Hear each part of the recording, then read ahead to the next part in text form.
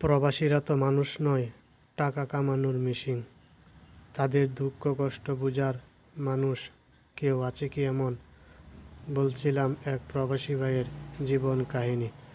রফিকুল ইসলাম গ্রামের একজন সাধারণ তরুণ।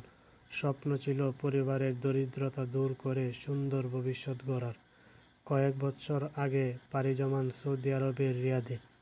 দিন শুরু হয় সকাল 6টায়।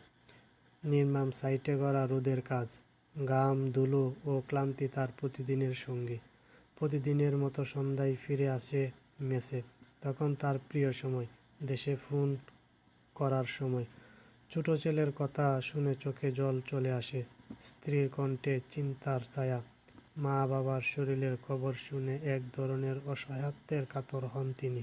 সব কষ্ট যেন মুছে যায় এক কিছু মিনিটের ফোন আলাপে।